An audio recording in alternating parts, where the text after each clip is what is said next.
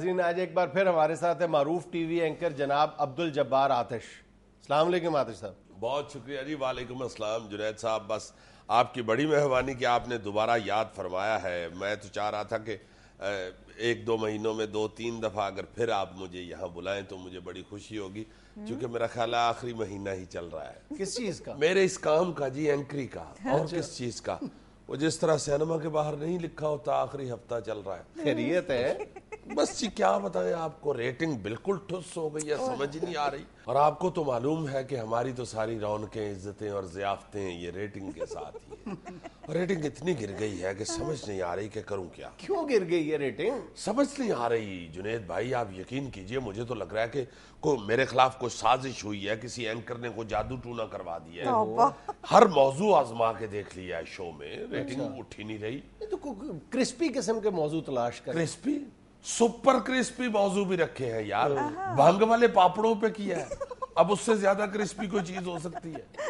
ऐसा ऐसा मौजू रखा है, आप यकीन माने कि घर फोन करके कहना पड़ा कि जरा बच्चों को टीवी से दूर रखना। अपने बच्चों का तो बड़ा ख्याल है आपको। नहीं, सिर्फ अपने बच्चों का ही नहीं, पूरी कौम के बच्चों का ख्याल है मुझे। मैंने तो प्रोग्राम के दौरान पट्टी भी चलवा दी कि बच्चों को टेलीविजन स्क्रीन से दूर रखें। अच्छा। सोचा कि इससे रेटिंग और ज्यादा बढ़ेगी, लेकिन मेरी बदकिस्मती देखिए कि उस दिन T20 का तीसरा मैच लग गया।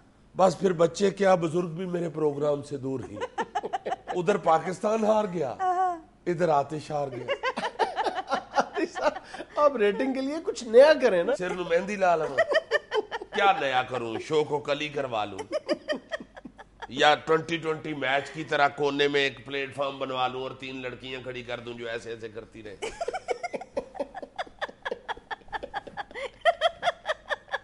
जरा देखो ना उन लड़कियों को, भाई बल्ला किसे दा, गेंद किसे दा, छिक्का कोई मारन दे है, तो कादियां मौजां चढ़ी हैं। हाय हाय। और दिल में सोच रही होती है कि या अल्लाह जल्दी से मिसबाह खेलने आए, हमारी तो टी ब्रेक हो। आपको क्या बताऊं कि रेटिंग के लिए क्या क्या नहीं किया मैंने। ये जो आप क्रिस्पी कह रहे हैं ना, कितना क्रिस्पी कर लूं शो को।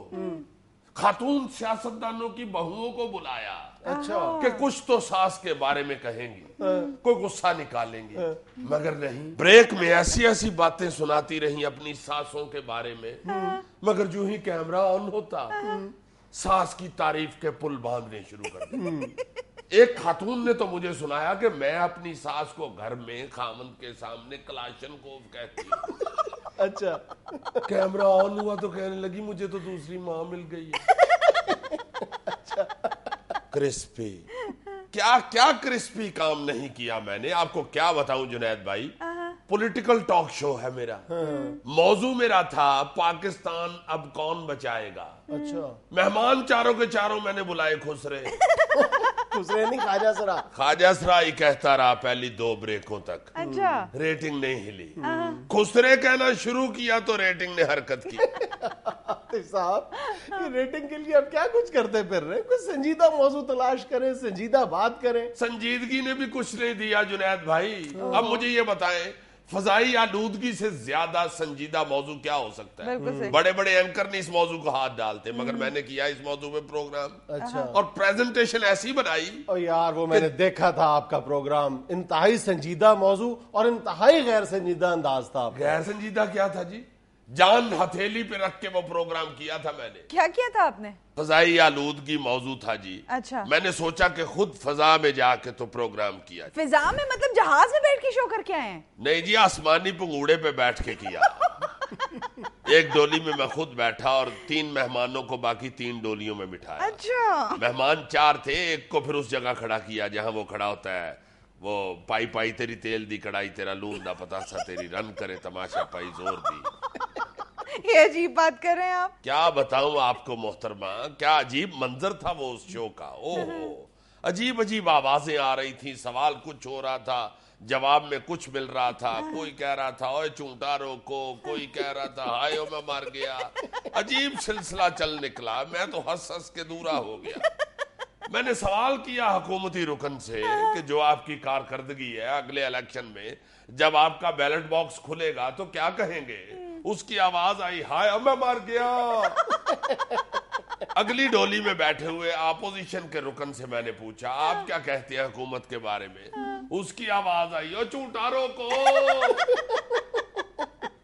एक मेहमान जो सनतकार था वो तो बेचारा सारे शो में यही चीखता रहा, ओए मैनू चक्कर आंडे जी, ओए मैनू चक्कर आंडे जी, ओए मैं मर गया, मैनू चक्कर आंडे जी।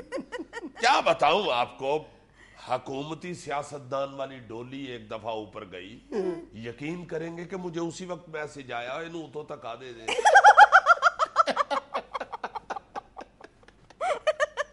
अजीब सी आवाजें ओवरलैप हो रही थी। ओए होए होए।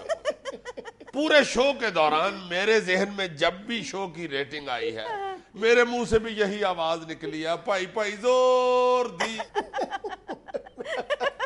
अरे साहब फिर आप कोई और काम ही कर ले।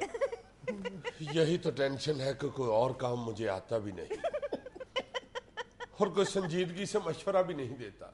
अब तो मजाक करते हैं आगे से लोग। मैंने अपने ही एक मोहल्ले के बुजुर्ग से पूछा कि जनाब कोई काम बताइए, कहते हैं मोहल्ले च लड़ाइयां कराने लग पड़े। मैंने कहा हुजूर मैं एंकर हूँ, रिश्ते कराने वाली माई नहीं।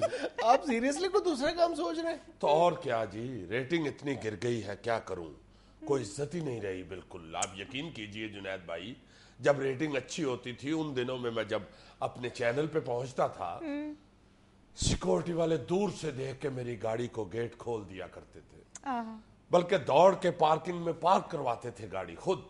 एक सिक्योरिटी वाला तो बगैर मेरे कहे एक आध दिन बाद गाड़ी धो भी दिया करता था। अच्छा, मुझे गाड़ी से उतरने नहीं देता था। मैं अंदर होता था, शीशे पे पानी मारना शुरू हो जाता।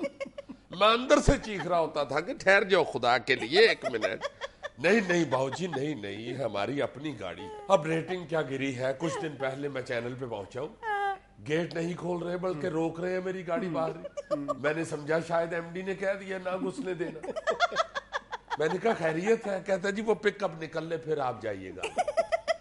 वो पिकअप जिसमें चैनल का सदका देने के लिए बकरे लाए थे, उसकी वजह से मुझे रोक लिया। कहा मेरे सदके जाते थे, अब सदके वाले बकरों के सदके जा। वो सिक्योरिटी वाला जो बगैर कहे मेरी गाड़ी धो दिया करता था, परसों मैंने उससे कहा, मैंने कहा यार गाड़ी गंदी बहुत हो गई है। कहता जी हो जाती है, केड़ी क्लीन थे चल रही है। और चला गया।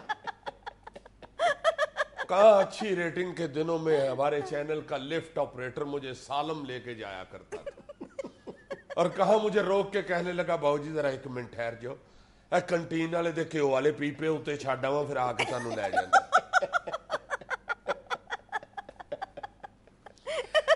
यहाँ में लेनी एक छोटी सी कमर्शियल ब्रेक, हमारे साथ रहिएगा।